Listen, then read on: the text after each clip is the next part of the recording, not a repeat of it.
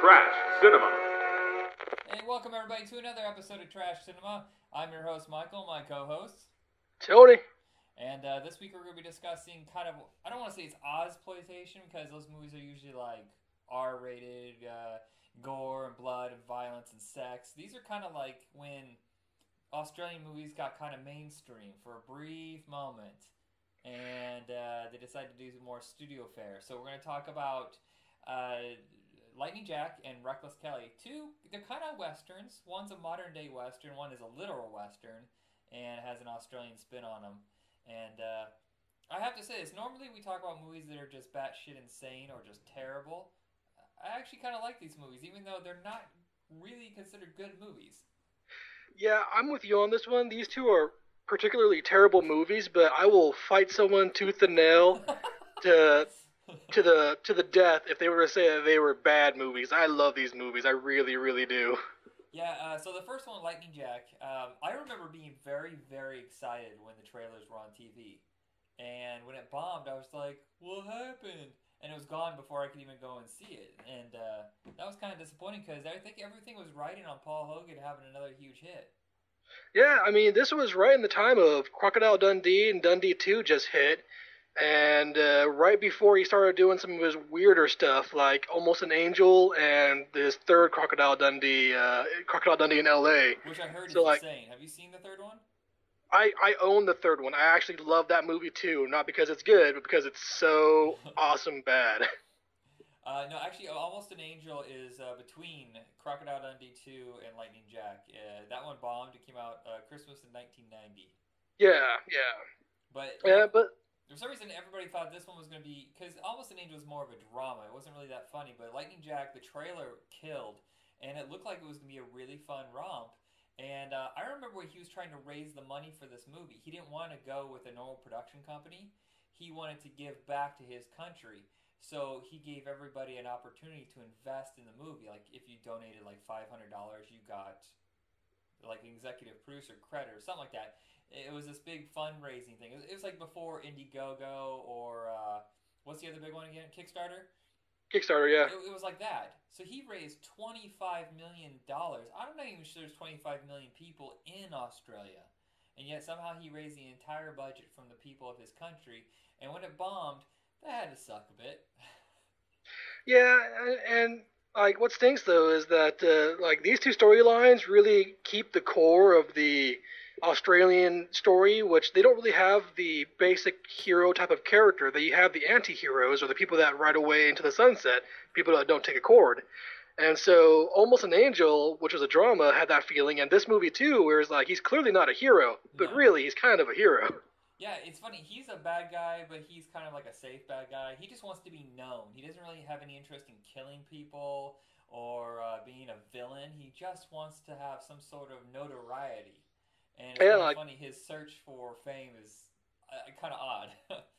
extremely odd. I like it though because it's a buddy cop movie, but it's a buddy criminal movie with a also a coming of age too for Cuba Gooding Jr. and one of his best roles, primarily because he doesn't have any words or lines in this Not a role. single word. Okay, so you could say that he's overacting, but if you take away speech, you're going to have to do whatever it takes to communicate stuff. My favorite thing is the fact that he is such a shitty shot.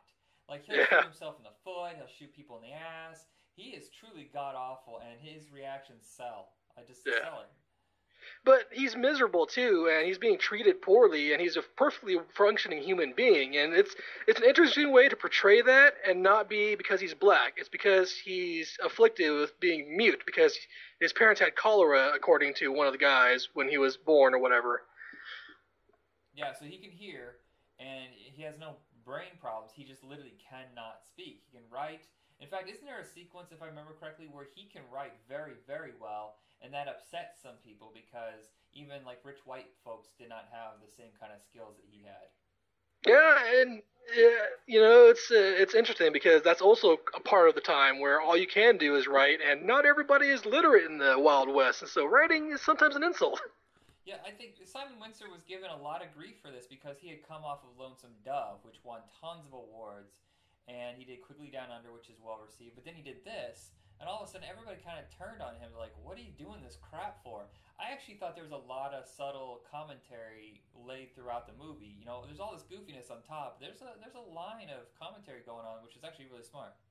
Yeah, I mean, like it's not a straight drama like any of his previous stuff, but the pseudo action fun part of it with this thin layer underneath of really intelligible stuff was really just a good example of not having enough of either side and kind of just getting tripped in the middle where the young crowd couldn't quite get into it and the older crowd just didn't understand it. Right, and Beverly D'Angelo, always good. She's great in this movie. Oh yeah. She doesn't get a lot of juicy roles. I think mostly she's known for just the Vacation series. I think this one kind of stands out as something decent. It's just she's not the focus. The focus is, like you said, it's a buddy comedy or Yeah. criminal comedy. It reminds me of a little bit of what is it? Three Fugitives. Yeah. You know, that kind Yeah. of balance where it's comedy and crime, and there's a little bit of gravitas, but for the most part, it's just wacky behavior. Yeah, and like going back to what you're saying before, there was a lot of sequences where you didn't even think about it, but the main female characters that appeared in this, they were both whores, and nobody cared. It didn't matter. It was a regular piece of life. They weren't treated poorly or treated better. They were just themselves. And there was also an instance where one of the sheriff that he meets used to be an old friend of Lightning Jack himself. And it was a situation to where he's like, this sucks. Like, I'm living my life, you're living your life. We separated, but and like there was no hard feelings. They didn't hate each other. They just understood that each person was doing their thing.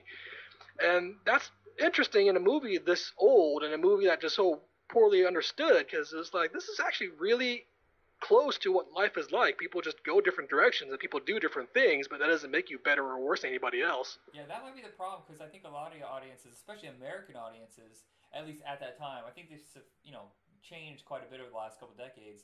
But they want their villains to be pure white, not color white, but you know what I mean, like white and black. They Yeah. want it to be the good guy is good and the bad guy is evil.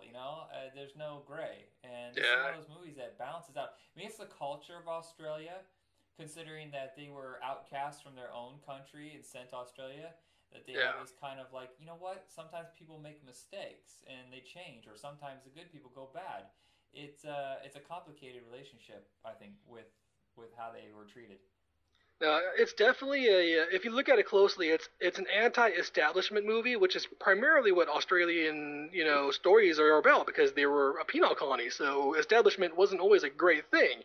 It's understood that it can be necessary, but sometimes there's bad eggs in both sides of the fence, and so like you'll have your clear villains who are just villains, criminals and Jesse James and all that, which in case in Point, Paul Hogan's character just flat out mocks the entire time. Like, no, these guys are jokes, or they're idiots. They don't know what they're doing. Wild Bill, now whatever. He's nothing. I'm better than them.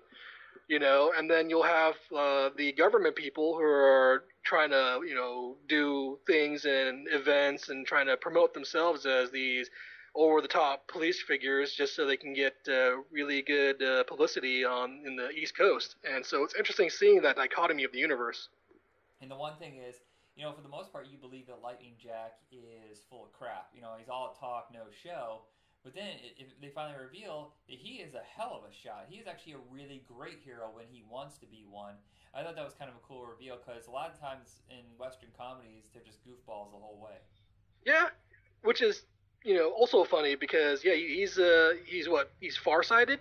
He can't read a thing close to him. He Right. requires glasses, which is his big weakness and is what ties him and Cuba Gooding Jr. together with his eyesight and his muteness. So having that weakness, and you're like, oh, he's gonna be like a terrible shot. It's like, nope, he's an eagle eye. He has all these bad juju beads all over him to prevent snake bites and bears, and have great eyesight. And you're just left wondering, is this guy a rube, or does he have some actual idea about what's going on in the universe? One thing that fascinates me about Paul Hogan is that he came to being a star kind of later in life, and he's always had control over a lot of his projects. If he doesn't direct them, he at least produces them, which I think, the success of the Crocodile Dundee movies leads us into the fact that Yahoo Serious was considered to be the next big thing after Crocodile Dundee. You know, he was even on the cover of Time magazine. Everybody was saying he was going to sweep the world. And Young Einstein was a big hit internationally, but it didn't do shit here. And Yeah, which is a shame.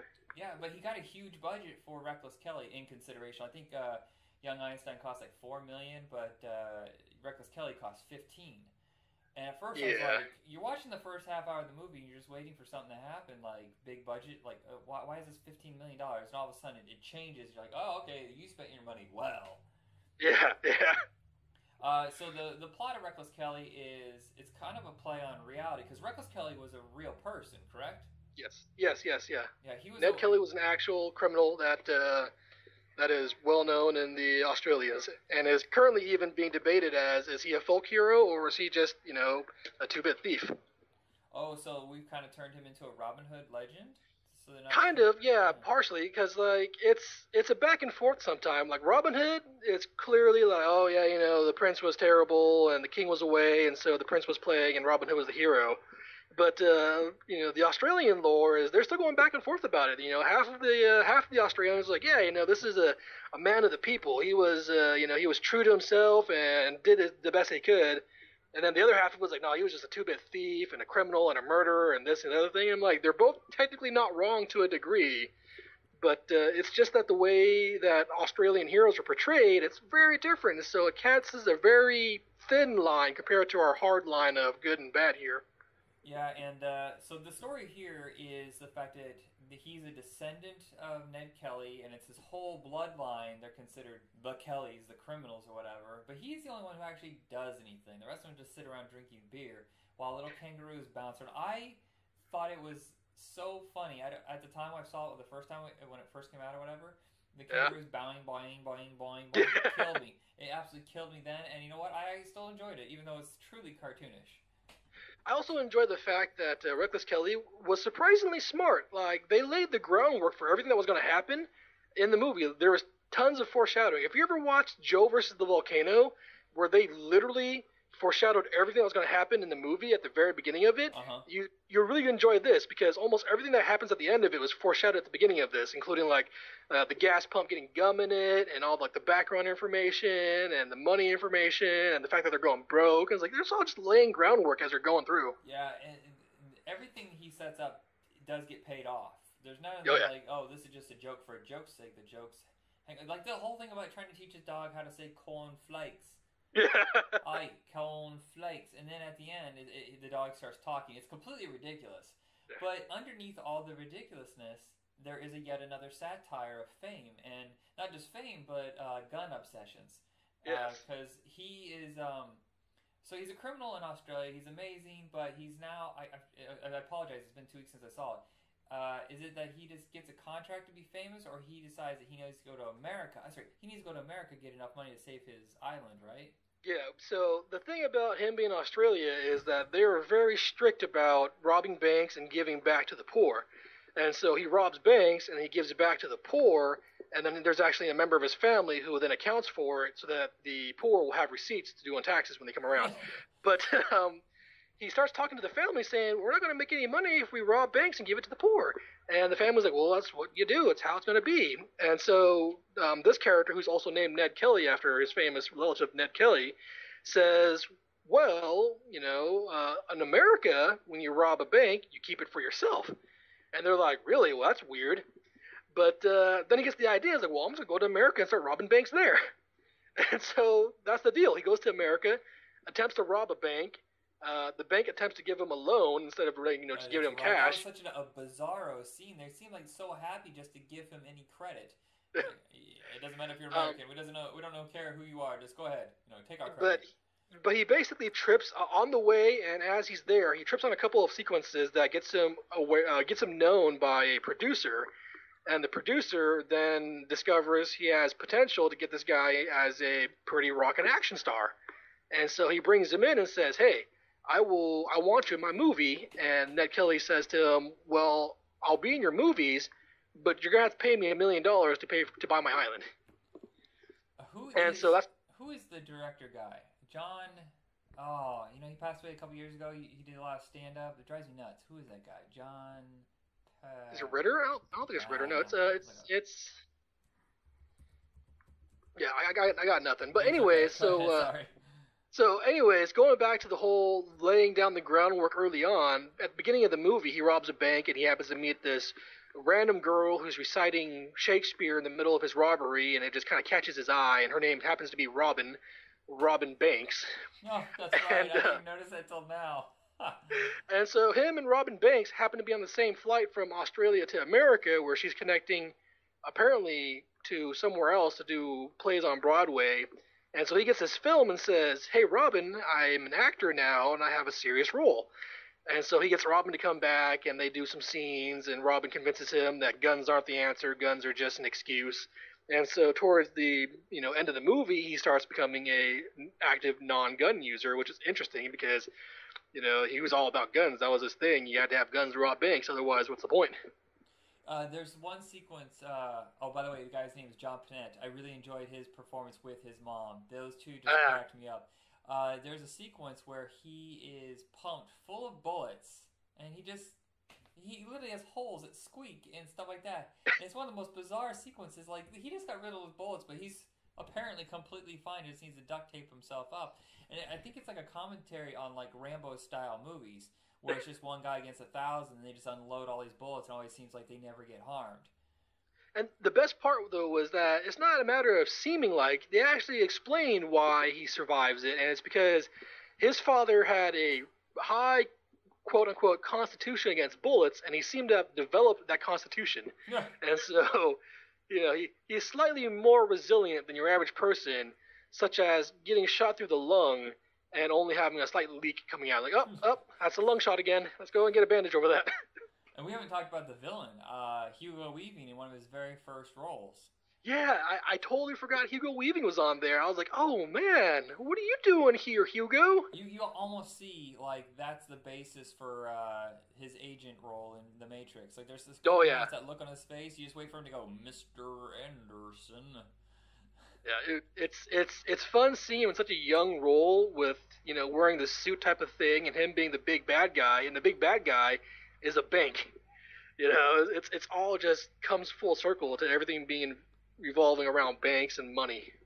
And at the end of the movie, him and his men try to take the island. Literally, they put a big hook into the island with a rope, and they're trying to take it with a tugboat. Yeah. And it's one of the craziest. It's very Looney Tunes, but at the same time, it's not so insane. You're just like, this is bullshit. It's just really crazy. I'm not even sure now that I think about it. The more I think about the movie, the more I don't think it's stupid. It's just Yahoo Series has such an oddball sense of humor. Yeah. It's hard for people to understand. No, I mean it's definitely designed to be fun, but to a point. Like, it's not just aimless fun and ridiculousness. There is development in the character and development in everyone that's growing and moving, but it's really like wedged in between slapstick comedy and just insane bonkers situations to where you're just left with your mouth gaped open going, what did I just watch? No. Did this man just make body armor out of trash cans and tins and what have you? Did you ever see the third movie he made, his final movie, Mr. Accident? I did, yes. Is it crap? It's just like Reckless Kelly. Either you're gonna love it or you're gonna look at yourself going, why did I even bother picking this up? Yeah, it's kind of a shame that he is gone because he had a lot of like original ideas, and it's kind of a bummer. Yeah, I thought it was a lot of fun and interesting, and for once he was in a role to where it wasn't over the top slapstick. There was some comedy in it, but the comedy was what was kind of in the background, and there was a serious drama going on, and so it was kind of fun seeing that aspect of him to where he toned it down a little more than what he did with Young Einstein and with this movie as well with Reckless Kelly. It was him just trying to, understand his international audience and still not quite getting it right. Yeah, it's a bummer that he never connected the way Paul Hogan did. So, of these two movies, do you recommend them? I would recommend for your standard moviegoer to watch Lightning Jack. That one is a little closer to being grounded into what a person would more enjoy here or there. If you're willing to go a little bit on the wild side, then Reckless Kelly is where your money is. So it comes down to just how much of a level of seriousness you're willing to go. Are you going for out of this universe, ridiculous, Reckless Kelly, or are you going for mostly kind of ridiculous, Lightning Jack? Yeah. I am totally on the same page with you. One is a little more mainstream, like you can show it to your grandparents and it'd be cool. The other one, it's kind of a head scratcher if you're not in that right state of mind. Yeah. All right, so thank you everybody for checking us out. We're on Retro Rocket Entertainment, and you can catch every episode of Trash Cinema that we've done the last few months. And if you have a double feature you want to recommend, let us know. And otherwise, I'm out. Thank you, guys. All right, good night.